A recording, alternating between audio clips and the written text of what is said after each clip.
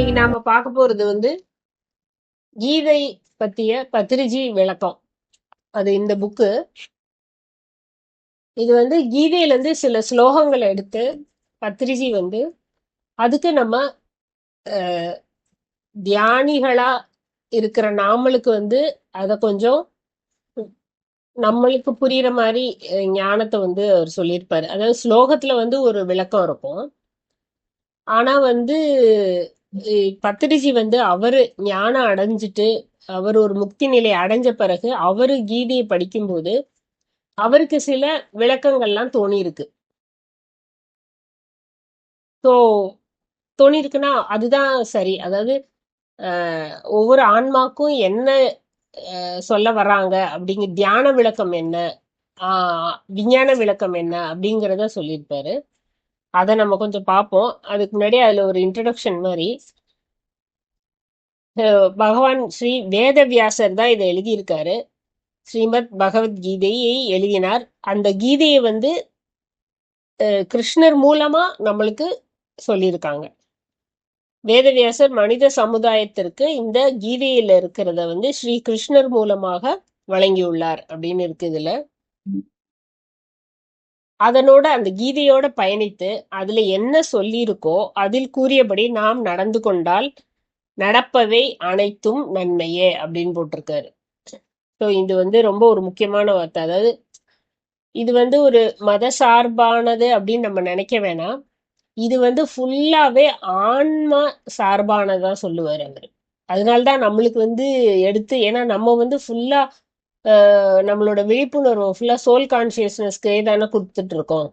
So நம்ம இந்த உடல், நான் இந்த உடல் இல்லை, நான் இந்த மனம் இல்லை அப்படின்னு சொல்லி தியானம் பண்ணும்போது இந்த மனமற்ற நிலை, உடலற்ற நிலைக்கு போயிட்டு நாம ஒரு ஆன்மாங்கிறத உணர்றதுக்காக தான் நம்ம தியானம் பண்ணிக்கிட்டு இருக்கோம். எப்போ நம்ம ஆன்மான்னு உணர்ந்து அந்த அனுபவத்தை பெறமோ அப்போ நம்மளுக்கு அந்த ஆன்ம ஒளி ஏற்றப்படும். அந்த ஆன்ம ஒளி ஏற்றப்படும் போது நம்ம நம்மளோட உயர் ஆன்மாக்களோட நம்ம தொடர்பு கொள்ள முடியும். அந்த நிலைக்கு நாம போகணும். அதுக்கு தான் நம்ம பண்ணிக்கிட்டு இருக்கோம். ஸோ இது எல்லாருக்குமே பொது. இது மத சார்பு இல்லாத எல்லா மனித தேகத்தை எடுத்து வந்திருக்கும் அனைத்து ஆன்மாக்களுக்கும் பொதுவான ஒரு கருத்து தான். ஸோ ஆன்ம ஞானத்தை பெறுறது எப்படி, தியான யோகத்துல இருக்கிறது எப்படி அப்படிங்கிறது தான் இந்த ஸ்லோகத்துல சொல்லியிருக்காங்க.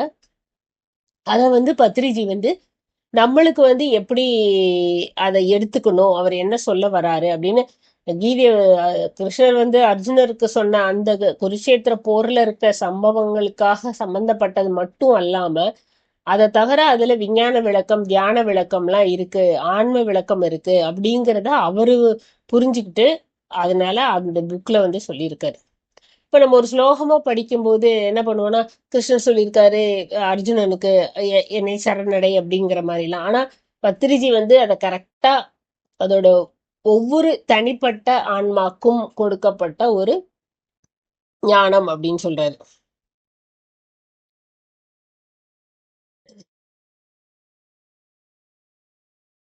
அதாவது சத்தியம் அப்படிங்கிறது ஒண்ணுதான். மமாத்மா சர்வபூதாத்மானா எனக்குள்ள இருக்க ஆத்மா தான் எல்லா இதுக்குள்ளயும் இருக்கு. இந்த ஒரு சத்தியத்தை நாம உணர்றதுக்கு தான் இப்ப இந்த தியானம் பண்ணிக்கிட்டு இருக்கோம். என்னைக்கு நாம அதிக தியானம் பண்ணி நம்ம ஒரு நிலையை அடையும் போது நானும் ஆன்மா, அந்த எதிரில இருக்கிற அந்த மனிதனும் ஆன்மா தான், அதுக்குள்ளேயே அந்த ஆன்மா தான் இருக்கு. ஸோ எல்லாருமே ஒண்ணுதான் அப்படிங்கறத எப்ப நம்ம உணர ஆரம்பிக்கிறோமோ, அந்த சத்தியத்தை எப்ப புரிய ஆரம்பிக்கிறோமோ அப்போ ஆன்மாவின் சத்தியத்தை புரிந்து கொள்ளும் போது ஆன்மாவின் சத்தியத்தில் இருந்து வெளிவரும் நம் செயல்கள் எல்லாம் தர்மமா மாறிடும். ஆன்ம விழிப்புணர்வு பெற்ற பிறகு நாம செய்யற எல்லா செயலுமே தர்மமா தான் இருக்கும் அப்படின்னு சொன்னாரு. அப்போ ஆன்மாவின் சத்தியம் தெரியாத போது, நாம சத்தியமற்ற நிலையில இருக்கும் போது அப்போ அதர்மத்துல நம்ம வாழ்றோம். அப்போ என்ன ஆகுது, எனக்கு நான் இந்த பாசம் இதுல எல்லாம் கனெக்ட் ஆயிட்டு இப்போ அதை நம்ம அப்பப்போ சொல்லி பார்த்துக்கலாம். அர்ஜுனர் என்ன சொல்றாரு, அவரோட கடமையை செய்யணும் போர்க்களத்துல ஆனா செய்யாம என்ன சொல்றாரு, இதெல்லாம் என்னோட உறவினர்கள், இவங்களை கொண்டு இந்த ரத்தத்துல எனக்கு அந்த பதவி கிடைக்கணுமா, அந்த ஒரு ராஜ்யம் கிடைக்கணுமா, எனக்கு வேண்டாம் அப்படின்னு சொல்றாரு. சோ அவரு சத்தியத்துல இல்ல. அப்ப அந்த ஆன்மாவை நான் ஆன்மாங்கிறத புரியாம அவர் வந்து அந்த சத்தியமற்ற நிலையில அவர் பேசுறதெல்லாம் அதர்மமா இருக்கு அப்படின்னு சொல்றாரு. அதன் மூலமா செய்யற எல்லாமே அதர்மமா மாறிடும் அப்படின்னு சொல்றாரு.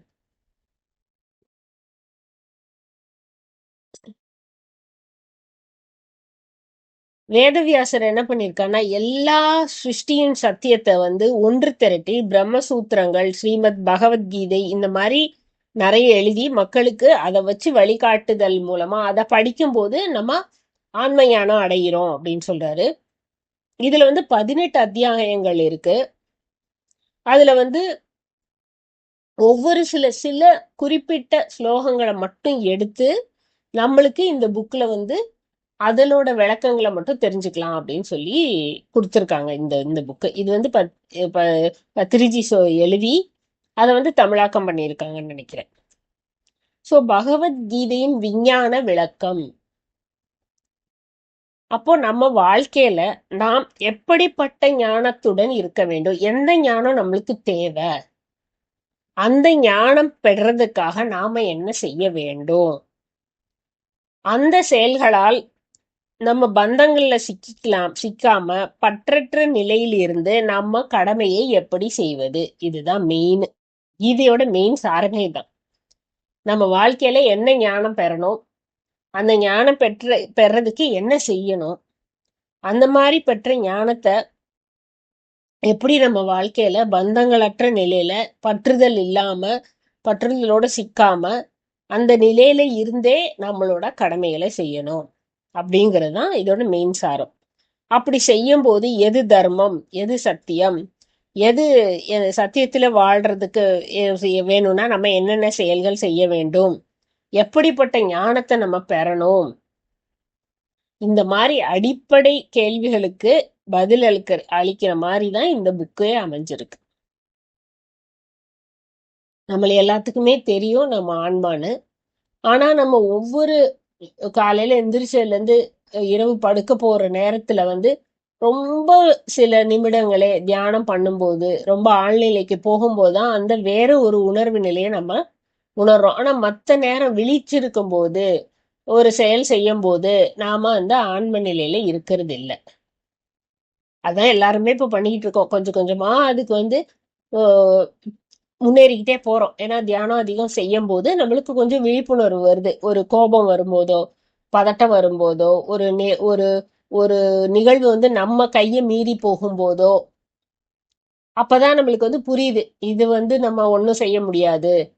சரி, இதுதான் பிராப்தம், இப்படிதான் நடக்கணும்னு இருக்கு, இதான் பிரபஞ்சத்தோட செயல் அப்படிங்கிறத நம்ம அக்செப்ட் பண்ணும்போது சில நேரங்கள்ல இருக்கும். ஆனா எல்லா நேரமும் நம்ம இருக்கிறது இல்ல. ஸோ அந்த எல்லா நேரமும் இருக்கிறதுக்கான ஒரு முயற்சி, ஒரு ஞான தேடல், ஒரு ஞானத்துல நம்ம இருக்கணுங்கிறதுக்காண்டி தான் இந்த முயற்சி. நம்ம இவ்வளோ ஜூம் செஷனு, டாக்டர் ரங்கநாதன்ஜி வந்து ஒரு மகாவதார் ஃபவுண்டேஷன் எடுத்து நம்ம நிறைய பேருக்கு அதை வந்து நிறைய விஷயங்கள் மூலமா, ஒரு கீதை மூலமாவோ பத்திரிஜி இது மூலமாவோ, நம்ம பவர் ஆஃப் சப்கான்சியஸ் மைண்ட், நம்ம உடம்பு பத்தி, இப்போ நான் அன்னைக்கு ஆன்மாவின் பயணம் புக்கப்படுத்தி, ஸோ நிறைய விஷயங்கள் மூலமா திருப்பி திருப்பி திருப்பி நம்மளுக்கு சொல்ல வருது என்னன்னா நாம ஒரு ஆன்மா அப்படிங்கிறத ஊர்ஜிதப்படுத்துதான். அப்போ இந்த கீதை ஃபுல்லாவே அதுதான் இருக்கு. அதுல சில முக்கியமான ஸ்லோகங்கள்ல நம்ம அதை பாக்குறோம்.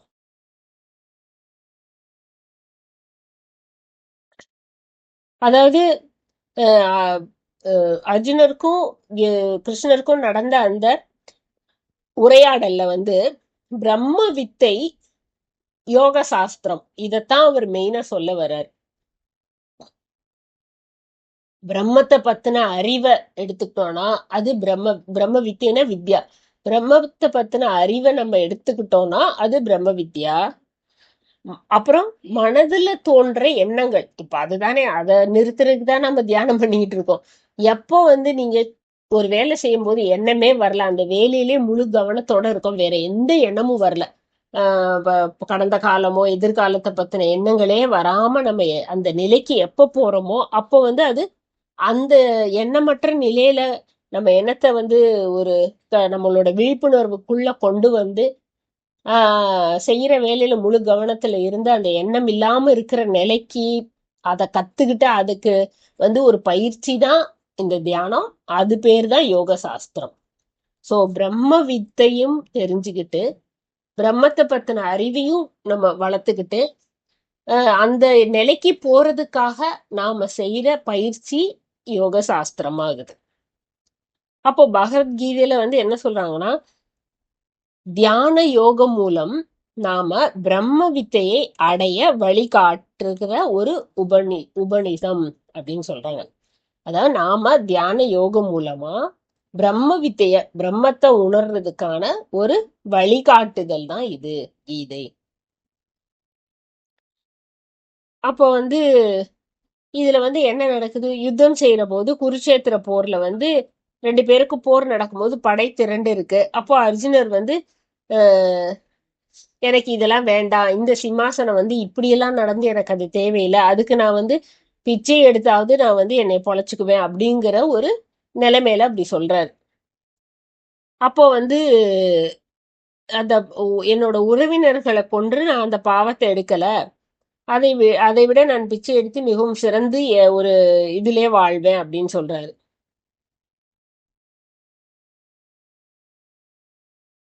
அதாவது அவரு இது என்ன சொல்றாருன்னா, பலன்களை விட்டுறணும். நம்ம நம்ம என்ன செய்யறோமோ அதோட பலன்களை விட்டு நம்ம கடமையை அனுசரிச்சு பாவ புண்ணியத்துல இருந்து கர்ம வினையிலிருந்து முக்தி பெற முடியும் அப்படிங்கறத அவர் சொல்றாரு. யுத்தம் செய்ய மாட்டேன் அப்படின்னு சொல்ற அந்த சரியில்லை அப்படிங்கறத அவருக்கு தன்னோட கடமைய தர்மத்தை நிலைநாட்டுறதுக்காக, சத்தியத்தை நிலைநாட்டுறதுக்காக நீ உன்னையோட கடமை செய்யணும், அதுதான் அதோட மெயின். சோ அதுல நாம ஆன்மாவா அதுல என்ன புரிஞ்சுக்க போறோம்னா, நாம எந்த கேரக்டரை எடுத்துட்டு வந்திருக்கோமோ அந்த கேரக்டருக்குரிய தர்மத்தை நாம செய்யணும். அதுதான் நாம எடுத்துக்க வேண்டியது. இது அர்ஜுனருக்கு சொன்னாரு அப்படிங்கிறத பார்க்காம அது நம்மளுக்கும் சொன்னதுதான். அப்ப நம்மளுக்கு என்ன அதுல அப்படின்னா, நம்மளுக்குள்ளே போருங்கிறது என்னது, அந்த காமக்ரோத லோபம் மோகம் மதம் ஆச்சரியம், அதுதான் போர். நம்மளுக்குள்ள இருக்கிற 6 கிளேஷஸ், அதுதான் நம்மளுக்குள்ள நடக்கிற போர். அந்த போர்ல நம்ம சத்தியத்திலேயோ தர்மத்திலேயோ இருக்கமா, சத்தியத்தை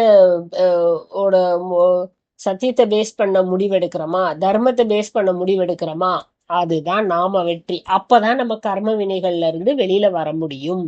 இது இப்படிதான் பத்ரிஜி அங்க சொன்னதுக்கு நாம எப்படி அதை வாழ்க்கையில அப்ளை பண்ணிக்கணும் அப்படிங்கிறதுக்கு கொஞ்சம் கொஞ்சமா சொல்லிட்டு வரும். கடமைக்காக செய்ய வேண்டிய செயல்களை நிச்சயம் செய்ய வேண்டும். அப்போ நம்ம ஒரு கேரக்டர் எடுத்துட்டு வந்திருக்கோம், அது நம்மளோட கடமைனா அதை நம்ம செஞ்சுதான் ஆகணும். அதுக்கு பலன் வருது, அதுக்கு பாராட்டு வருது, அதை யாருமே நம்மள ரெக்கக்னைஸ் பண்ணல, அதை யாருமே நம்மளை கண்டுக்கல அப்படிங்கிறதுக்காக நான் இனிமேலாம் செய்ய மாட்டேன், நான் செஞ்சு செஞ்சு என்ன செஞ்சேன், யாருமே அதை கண்டுக்கவே இல்லை, யாருமே அதை உணரவே இல்லை, நான் இவ்வளவோ செஞ்சிருக்கேன், அதுக்கு ஒரு இதுவே கிடைக்கல, அங்கீகாரமே கிடைக்கல அப்படின்னு நினைச்சு நம்ம அதை நிறுத்தணும்னா அப்ப நம்ம அதர்மம் செய்யறோம்னு அர்த்தம். சோ என்னோட கடமை இது, இத நான் செய்வேன், நீங்க பாராட்டுங்க, சன்மானம் கொடுங்க, போங்க, அதை பத்தி நாம எதுவுமே யோசிக்காம நம்ம கடமையை செய்யறது தான் இந்த தியான யோகம், இந்த பிரம்ம வித்தையை புரிஞ்சுக்கிறதுக்கான வழி. சோ நம்ம அப்படி எடுத்துக்கிட்டாதான் நம்மள இந்த கீதையின் வழியில நம்மளோட வாழ்க்கையை நடத்துறதுக்கான விஞ்ஞான விளக்கம் சொல்றாரு. அதுபடி அந்த ஸ்லோகத்தை படி நம்ம புரிஞ்சோம்னா ஏதோ கேட்டோம் போனோம்னு இருக்கும், அப்படி கிடையாது. சோ ஒவ்வொரு இடத்துலயும் கடமைக்காக செய்ய வேண்டிய செயல்களை நிச்சயம் செய்ய வேண்டும். அவ்வாறான செயல்களை செய்யாமல் எப்போதும் இருக்கக்கூடாது. அந்த மாதிரி செயலை செய்யும் போது எப்போதும், எப்போதுன்னா என்ன, எந்த எப்போதும் எப்படி மீனிங், யாராவது பாராட்டுறாங்க, இவ்வளவு அவன் இன்னொருத்தரோட கம்பேர் பண்ணி அவர் அந்த வேலையே செய்யவே இல்லை சரியாவே, ஆனா அவருக்கு சன்மானம் கிடைக்குது, எனக்கு கிடைக்கல. இப்ப இந்த காமக்ரோத லோப மோக மதம் ஆச்சரியத்துல மாட்டிக்கிட்டு நாம அந்த தர்மத்தை, அந்த கடமையை செய்யாம தவறுறோம். சோ கர்ம வினைகளில் ஈடுபட்டு சலனம் இல்லாமல், கர்ம வினையில இருக்கணும், நீங்க வேலை எல்லாம் செய்யணும், ஆனா சலனம் இல்லாமல் நீங்க தாமரை இலையில் தண்ணீர் போல எப்போ நாம இருக்கிறோமோ அப்போ எதுவுமே வராது. இப்ப அர்ஜுனனுக்கு அது புரியல. தன்னோட கடமை வந்து போர் வந்துருச்சு, அங்க வந்து போர் செய்யணும். போர் வீரனா போர்க்களத்துக்கு போயிட்டு போர் செய்ய மாட்டேன்னு சொன்னேன்னு அந்த கடமையை செய்யல அவரு. ஸோ அதுல என்ன வந்து பயப்படுறாரு, தனக்கு இது பாவம் வந்துருமோ, இவங்கள கொல்றனால பாவம் வந்துருமோ அப்படின்னு பயப்படுறாரு. அது மாதிரி நாமளும் வந்து நம்மளுக்கு யுத்தங்கிறது இந்த 6 கிளேஷஸ்ல நம்ம ஃபாலோ வாழ்க்கையில ஃபேஸ் பண்றதுதான் நம்மளுக்கு யுத்தம். ஸோ ஒவ்வொரு மனிதனுக்கும் தேகி, ஆன்மா, ஜீவாத்மா, அதாவது இந்த தேகத்துல இருக்க ஜீவாத்மா, தேகி தனியா இருக்கு, இந்த தேகம் தனியா இருக்கு, இதுக்குள்ள ஜீவாத்மா இருக்கு அப்படிங்கிறதையும் புரியணும். அந்த ஞானம், அந்த ஞானம் நிறைஞ்ச ஆன்மாவாக மாற வேண்டும். தேகி தனியா, இந்த உடல் தனி, இதுக்குள்ள இருக்க ஆன்மா தனி. எப்ப இது ரெண்டுக்கும் ஒரு இப்படி பின்னி பிணைஞ்சு நம்ம மனசு என்ன பண்ணிருக்கு, இது ரெண்டையும் ஒன்னா வச்சுக்கிட்டு இருக்கு. ஆனா எப்போ அது ரெண்டுக்கும் தனியா ஒரு கேப் வருதோ, இது வேற, இது வேற, இது ஆன்மை என்னைக்குமே நிலையானது, அது பல தேகங்களை எடுத்துட்டு வருது அப்படிங்கிறத நம்ம வந்து உணர்வு பூர்வமா உணர்ற வரைக்கும் நம்மளால இந்த கர்ம வினைய செய்யறது அவ்வளோ ஈஸி கிடையாது அப்படின்னு சொல்றாரு. இப்ப இதை உணரும் போது, ஞானம் நிறைந்த ஆன்மாக மாறும்போது, அப்போ அந்த ஜீவாத்மா, இந்த உடலுக்குள்ள இருக்க ஜீவாத்மா வந்து பிரம்ம வித்தை, பிரம்மத்தை, அந்த படைச்ச பிரம்மத்தோட அந்த வித்தையை வந்து கிரகிக்க ஆரம்பிக்கும் கொஞ்சம் கொஞ்சமா. அததான் நம்ம தியானத்துல என்ன சொல்றாங்க, நீங்க எண்ணமற்ற நிலையில ரொம்ப நேரம் இருக்கும்போது, கிட்டத்தட்ட ஒரு 45 நிமிஷம் நீங்க எண்ணமற்ற நிலையில ஆழ்ந்த தியானத்துல இந்த தேகம் உடலை மறந்து மனமற்ற நிலையில இருக்கும்போது, உங்களுக்கு ஹையர் ஆன்மாக்கள்ல இருந்து, ஹையர் கான்சியஸ்னஸ்ல இருந்து, உங்களோட பூர்ணாத்மால இருந்து கனெக்ஷன் வந்து உங்களுக்கு பல விஷயங்கள் உங்களுக்கு காட்சிகளாக, காது வழியாக சில மெசேஜாக, இல்ல உள்ளுணர்வாக, உங்களுக்கு சில சக்திகள் கண்ணுக்கு மூன்றாம் கண்ணோட சக்தி அதிகரிக்கும் போது, இப்படி பல விஷயங்கள் நம்மளுக்கு நடக்கும்போது அந்த பிரம்மத்தோட ஞானத்தை நம்ம பெறுறோம். இப்ப அந்த பிரம்ம ஞானத்தை பெறதுக்காக தான் நம்ம கொஞ்சம் கொஞ்சமா தியானம் பண்ணிக்கிட்டே இருக்கோம். டெய்லி கொஞ்சம் கொஞ்சமா பண்ணிக்கிட்டே இருக்கோம். நம்ம வந்து அந்த அந்த அந்த பாதையை நோக்கி, அந்த இலக்கை நோக்கி போய்கிட்டே இருக்கோம் கொஞ்சம் கொஞ்சமா. அதனாலதான் டெய்லி தியானம் பண்ண சொல்றாங்க. எவ்வளவுக்கு எவ்வளவு நம்ம நிறைய தியானம் பண்றோமோ அவ்வளவுக்குள்ள சீக்கிரம் போலாம் நம்ம. சோ அந்த பிரம்ம வித்தையை பற்றி கிரகித்து பறந்து விரிந்த அந்த பிரம்மம் எவ்வளவோ பெரிய யூனிவர்ஸ், நாம நினைச்சுக்கிட்டு இருக்க மாதிரி நம்ம பூமியே வந்து ஒரு கடுகளவு தான் இருக்கு அந்த பிரபஞ்சத்துல. அதுல நாம இந்த ஆன்மா, இந்த உடலுங்கிறது இன்னும் ரொம்ப ரொம்ப சின்னது அப்படிங்கிறத அனுபவிச்சு, அந்த பிரம்மத்தை அனுபவிக்கும் போது அந்த பிரம்ம ஞானியாக மாறுறோம் நம்ம. அப்ப அந்த பரிபூர்ண ஆன்மா, அந்த ஆன்மா எதுக்காக வந்திருக்கு, இத்தனை ஜென்மம் எடுத்து, இத்தனை உடல் எடுத்து, இத்தனை அனுபவங்களையும் பெற்று எதுக்காக வந்திருக்கு அப்படின்னா அந்த பிரம்ம ஞானத்தை அடையிறதுக்கு. சோ அந்த பிரம்ம ஞானத்தை அடைஞ்ச உடனே அந்த ஆன்மா வந்து பரிபூர்ண ஆன்மா, ஒரு முழுமையான ஆன்மாவா மாறுது.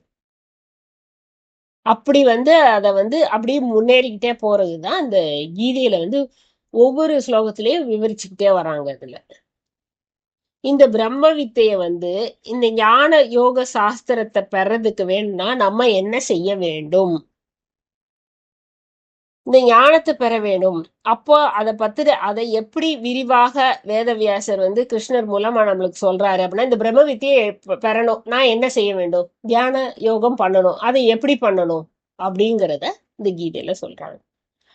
இப்போ பகவத்கீதையோட உண்மையான ரகசியத்தை சொல்றாரு பத்ரிஜி. அதாவது இதுல கொடுத்துருக்க ஸ்லோகத்துக்கு வந்து நீங்க அப்படியே சமஸ்கிருதத்துல அர்த்தம் பார்த்தீங்கன்னா அது கொஞ்சம் வேற மாதிரி இருக்கும். ஆனா அதுல மறைஞ்சு, அதுல ஒளிஞ்சிருக்கிற நம்ம தமிழ்ல நிறைய இலக்கியங்கள்ல சொல்லியிருப்பாங்க, இத வந்து இந்த மாதிரி அதுக்கு பின்னாடி இருக்கிற அதுக்கு ஒரு அர்த்தம் இருக்கு, அதை நம்ம புரிஞ்சுக்கிட்டாதான் அதை பண்ண முடியும் அப்படின்னு.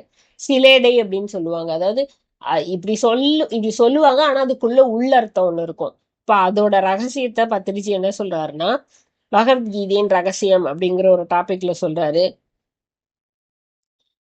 பகவத்கீதையை சரியாக புரிந்து கொள்ள இந்த பகவத்கீதையை படிக்கும்போது எங்கெல்லாம் மாம், மா, மா போட்டு இம்மு போட்டது, அல்லது மாயா அல்லது மம அப்படின்னு வர்ற எல்லா இடத்துலையும் நம்மள அங்க பொருத்தி பார்க்கணும் அப்படின்னு சொல்றாரு. அதுதான் இந்த ஜீவான்மா, இந்த ஜீவாத்மாவை அங்க பொருத்தி பார்க்கணும் அப்படின்னு சொல்றாரு. ஆனா ஒரு உண்மையான அந்த ஒரிஜினலா இருக்கிற அந்த வந்து அந்த விளக்கத்துல என்ன சொல்லியிருப்பாங்க, மமா மமன்னு கிருஷ்ணர் சொன்னனால என்னை நீ சரணடை, என்னை நீ வந்து சரணடைஞ்சேன்னா நான் உன்னைய காப்பாத்துவேன் அப்படின்னு சொல்ற மாதிரி இந்த ஸ்லோகத்துல எல்லாம் இருக்கும். ஆனா பத்ரிஜி என்ன சொல்றாரு, அது அப்படி கிடையாது. அது வந்து மமாங்கிறது நம்ம ஆன்மா. நம்ம ஆன்மாவை எப்ப சரணடைறோமோ, நம்ம ஆன்மாவை போய் எப்ப நம்ம சேர்றோமோ, அந்த ஆன்மா சேர்றதுக்காக எப்ப தியான யோகத்தை பண்றோமோ, அப்ப அந்த ஆன்ம விழிப்பு எப்போ கிடைக்குதோ, அந்த பிரம்ம வித்தை எப்ப கிடைக்குதோ, அப்போ உனக்கு எல்லாமே நன்மை, எல்லாமே கிடைக்கும். நான் உன்னைய பார்த்துப்பேன் அப்படின்னுங்கிறது வந்து உங்க ஆன்மா சொல்றது. சோ இதுல வந்து எங்கெல்லாம் மாம் அல்லது மயா இல்ல மம என்று குறிப்பிட்டுள்ளதோ அங்கெல்லாம் நம்மை நாம் கண்டு கொள்ள வேண்டும். அதாவது அது கிருஷ்ணர் என்று புரிந்து கொள்ளாமல், அது வந்து கிருஷ்ணரை போய் சரணடைகிறதோ கிருஷ்ணர் சொல்றதோ கிடையாது. அது வந்து நம்மை நாம் புரிந்து கொள்ள வேண்டும். அதுக்குதான் இந்த புக்கையே பத்திரிச்சு எழுதியிருக்காரு.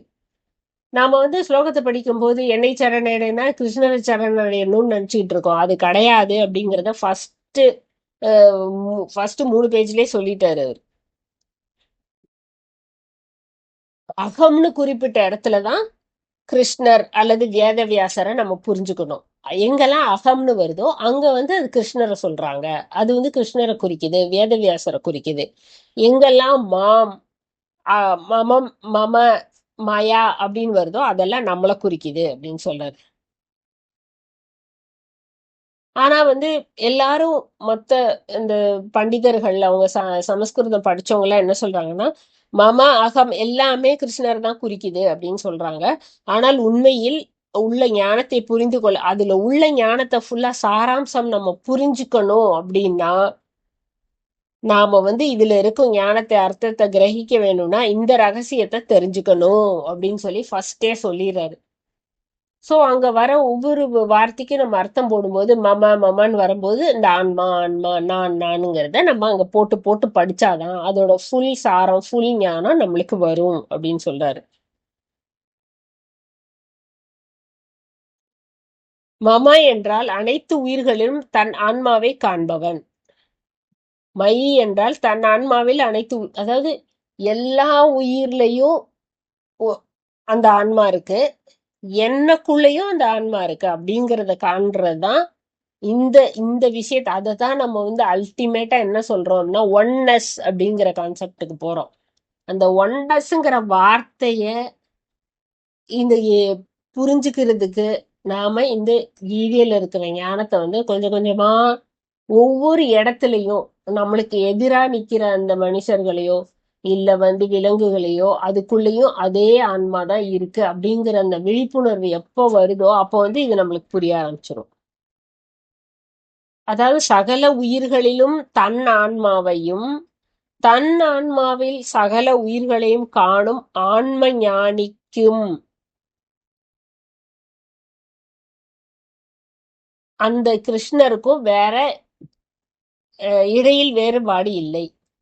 எப்ப ஆன்ம ஞானத்தை பெற்று அது எல்லா உடம்பெடுத்திருக்க எல்லாத்துலயும் அந்த ஆன்மா தான் இருக்கு.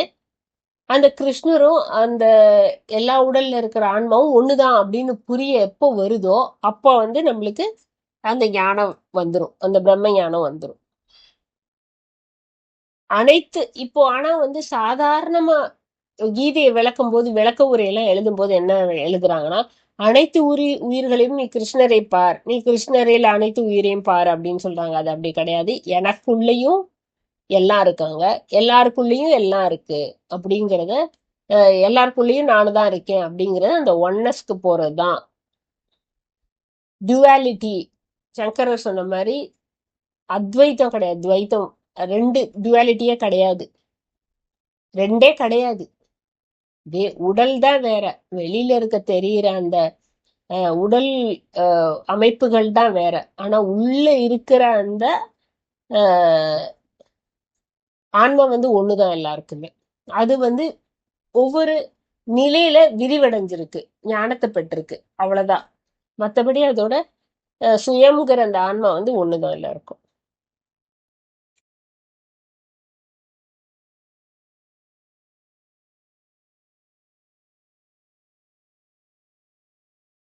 இப்ப இதுல வந்து இதுல வந்து 2 3 ஸ்லோகத்துல வந்து உதாரணமா சொல்லியிருக்காரு. அதுல வந்து ஒரு 18வது அத்தியாயத்துல 66வது ஸ்லோகத்துல வந்து என்ன சொல்றாருங்க,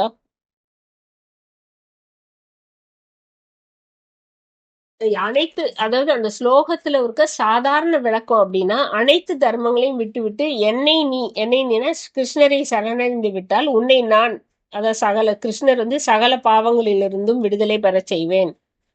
அதாவது கிருஷ்ணர் அனைத்து பாவங்களிலும் முக்தி தருவாரு அப்படின்னு அந்த ஸ்லோகத்துல சொல்லியிருக்கு அப்படின்னு சாதாரணமா விளக்கம் சொல்லுவாங்க.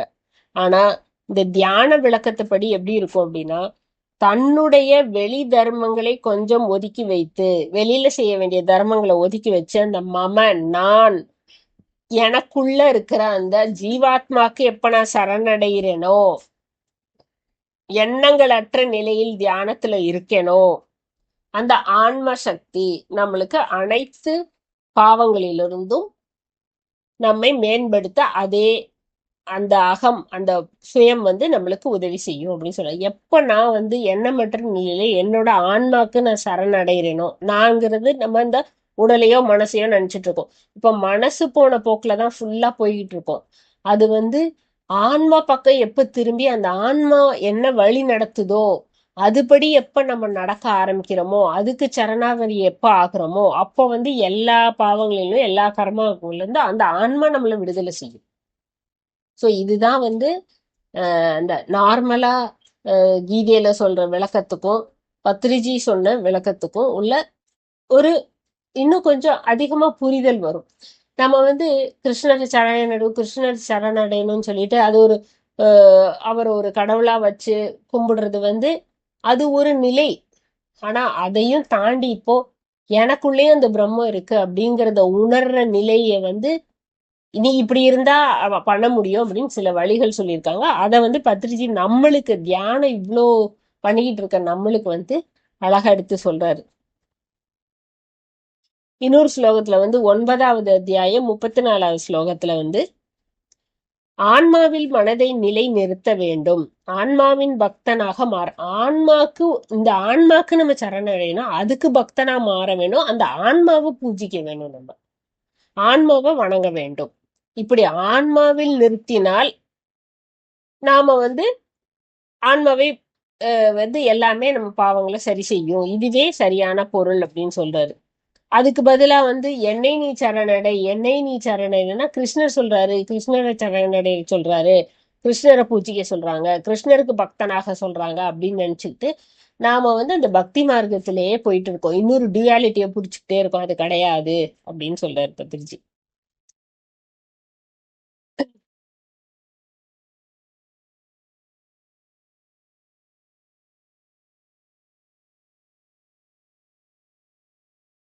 யோகக்ஷேமங்களே இப்போ இப்போ வந்து இந்த மாதிரி பகவத்கீதை இப்போ இந்த மாதிரி நம்ம வந்து படிச்சு இந்த பத்திரிகை கொடுத்துருக்கிறதுல வந்து கிட்டத்தட்ட பாத்தீங்கன்னா 700 ஸ்லோகம் அதுல இருக்கு கீதையில. பட் இதுல வந்து கிட்டத்தட்ட பாத்தீங்கன்னா ஒரு 40 இதைதான் எடுத்து சொல்லியிருப்பாரு. 2வது அத்தியாயம், 3வது அத்தியாயம், 4வது அத்தியாயத்திலயும் ஒவ்வொரு ஒரு ஒரு 40 ஸ்லோகத்தான் சொல்லியிருப்பாரு. ஸோ அதாவது ஒவ்வொருவரும் அவர்கள் நலன்களை பற்றி அதிகமாக கவலைப்படாமல், நம்மளோட நலனை பத்தியே, அதாவது இந்த தேக நலனை பத்தியே ரொம்ப கவலைப்படாமல் தியானம் செய்யும் போது மனம் எண்ணங்கள் இல்லாமல் இருக்கும், அப்பொழுது நாம் ஆன்மாவோட இணைகிறோம்.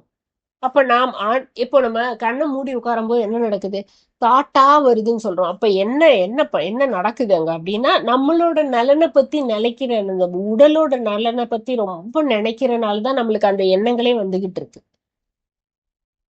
எனக்கு இது நடக்குமா, எனக்கு அது நடக்குமா, இது எப்படி நடக்கும், அது எப்படி நடக்கும், இது எப்படி சால்வ் ஆகும், அது எப்படி, இந்த பிரச்சனையில எப்படி வருவேன், எனக்கு இந்த வீடு கிடைக்குமா, எனக்கு இந்த வேலை கிடைக்குமா, இப்படியே நம்ம வந்து தேக நலனை பத்தி நினைக்கிறனால்தான் எண்ணங்கள் அதிகமா வருது. ஆனா அங்க என்ன சொல்றாருன்னா, தேக நலனை விட்டுட்டு அந்த ஆன்மா அதுக்கு சரணடையணும். அப்போ ஆன்மா வந்து வெறும் அனுபவம் தான் பெற வந்திருக்கு. அனுபவங்கிறது வந்து எது வேணா இருக்கலாம்.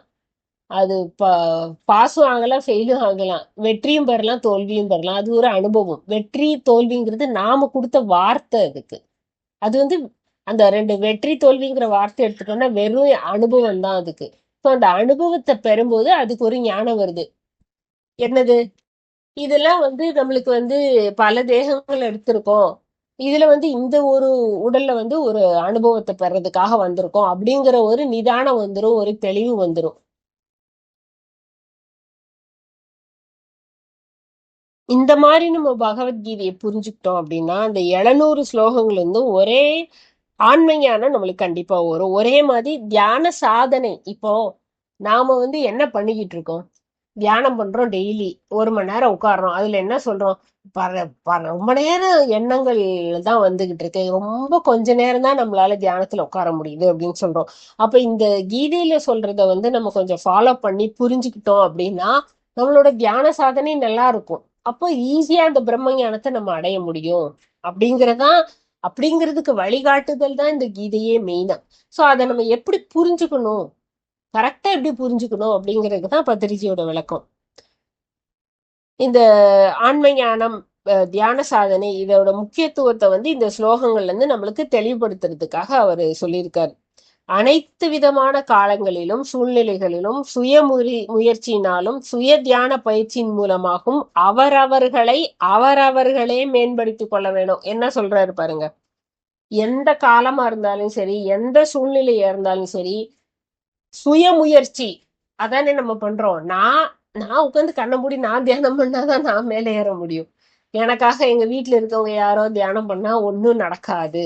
சோ சுய முயற்சினாலும் சுய தியான பயிற்சினாலும் டெய்லி பண்ணணும். டெய்லி ஸ்ரத்தை எடுத்து நாம தியானம் பண்ண மூலமாக அவரவர்களையே மேம்படுத்தி கொள்ள முடியும். இதுதான் பகவத்கீதையின் முழு சாராம்சம் அப்படின்னு முழு சாரம்னே அப்படின்னே சொல்றாரு. இந்த லாஸ்ட் சொன்ன எல்லாத்தையும் நம்ம எந்த சூழ்நிலையிலும் எந்த காலத்திலையும் சுய முயற்சியால சுய தியான பயிற்சியினாலதான் அவங்கவுங்கள மேம்படுத்த முடியும். ஸோ இதை நல்லா நம்ம மனசுல ஏத்திக்கணும். இப்போ ஒரு நாள் தியானம் பண்ணுவோம், இன்னைக்கு ஒரு நாள் பண்ணலைன்னா என்ன நினைப்போம் அப்படிலாம் விட்டோம்னா அந்த சுய முயற்சி நம்மள்கிட்ட இல்லை. சுயமா நம்ம முயற்சி செய்யும் போதுதான் நம்மளுக்கு அந்த நிலையை அடைய முடியும். அப்போ அதுல லாஸ்ட்ல ஒரு வரி எழுதியிருக்காரு, தியானம் ரக்ஷதி ரக்ஷிதக. தியானிகளால் காப்பாற்றப்பட்ட தியானமே மீண்டும் தியானிகளை காப்பாற்றும். தியானம் ரக்ஷதி ரக்ஷிதக. தியானத்தை யாரு காப்பாத்துறாங்களோ அந்த தியானமே அவங்கள திருப்பி காப்பாத்தும் அப்படிதான் சொல்றாரு அப்படின்னு ஒரு வரி எழுதியிருக்காரு அதுல.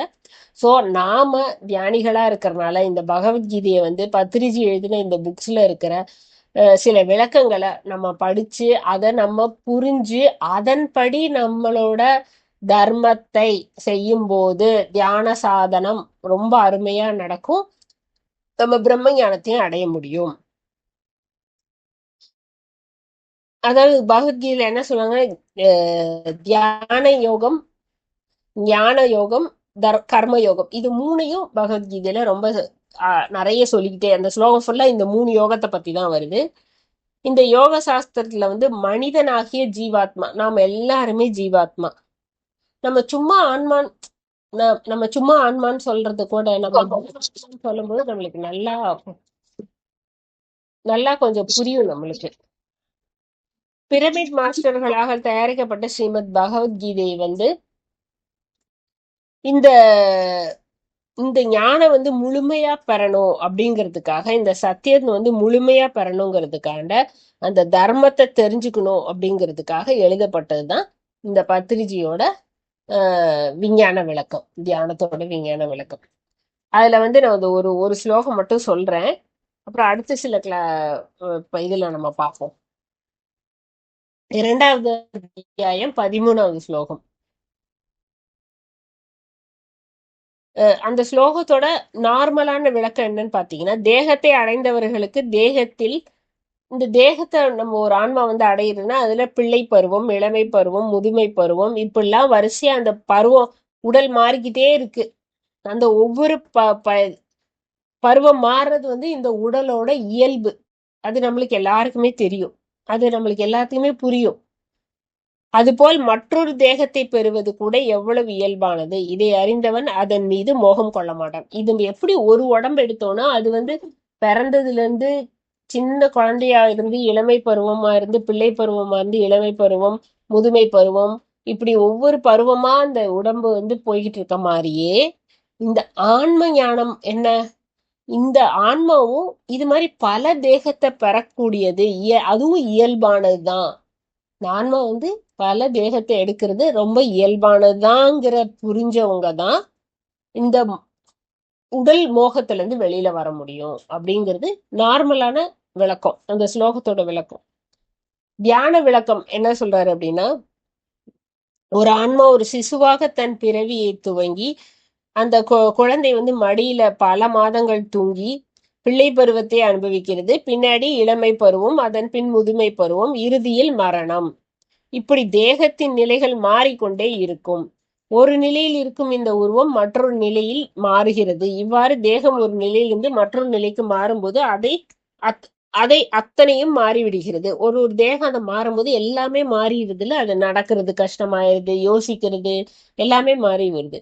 இந்த உருவம் இந்த உடல் எப்படி மாறுகிறது அப்படிங்கிற அது நம்மளுக்கு இயல்புன்னு தெரிஞ்சுக்கிட்டோம். அது நேச்சர், அதுதான் இயற்கை அப்படின்னு புரிஞ்சுக்கிட்டோம். ஆனா அது தெரிஞ்சுமே என்ன பண்றோம்னா, மரணம் வரும்போது ரொம்ப கவலைப்படுறோம். நம்ம மரணம் வரும்போது ரொம்ப வருத்தப்படுறோம். ஏன்னா காரணம் என்ன அப்படின்னா, அந்த ஆன்ம தர்மம் தெரியாதனால.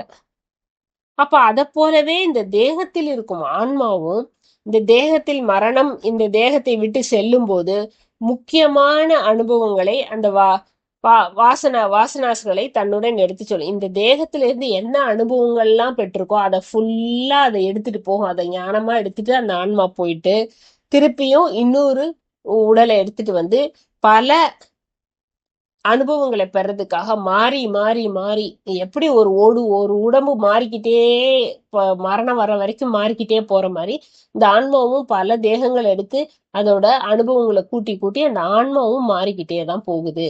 ஸோ அதனால நம்ம அதை புரிஞ்சுக்கிட்டோம்னா இந்த ஒரு தேகத்துல இருக்க ஆசை மோகம் எல்லாம் போயிரும். அந்த பற்றுதல் தேகப்பற்று விலகிரும் அப்படின்னு சொல்ல. தேக நலனுக்காகவே நம்ம எப்பயுமே நம்ம மனம் ரொம்ப ஆக்கிரமிச்சிருக்குது இந்த தேக நலனுக்காக, இந்த உடல் நலத்துக்காகவே எப்பயுமே சிந்திச்சுக்கிட்டே இருக்கு. அப்ப அதுல இருந்து கொஞ்சம் கொஞ்சமா விடுபட்டு வந்துரும் அப்படின்னு சொல்றாரு. மற்றொரு தேகத்தை பெறதுனால இந்த ஞானவான் ஞானிகளானவங்க யாருமே மரணத்தை கண்டு பயப்பட மாட்டாங்க. ஏன்னா அவங்க ஆன்ம ஞானத்தை பெற்றுட்டாங்க, அந்த பிரம்ம வித்தைய புரிஞ்சுட்டாங்க. அந்த தியான சாஸ்திரத்துல வாழ்ந்து அந்த பிரம்ம வித்தைய புரிஞ்ச ஞானிகள் எல்லாம் இந்த மரணத்தை பத்தி கவலையே பட மாட்டாங்க. அதை பத்தின பயமே இருக்காது. ஏன்னா ஆன்மா நிலையா இருக்கு. ஆன்மா ஒவ்வொரு ஸ்டேஜா ஒவ்வொரு உடம்பா எடுத்து ஒவ்வொரு அனுபவமா பெற்றுட்டு வருது. இதுல என்ன இந்த ஒரு உடல் இல்லைன்னா என்ன அப்படிங்கிற மாதிரி ரொம்ப அதுல அந்த ஞானம் வந்துரும் அப்படிங்கிறத சொல்றேன்.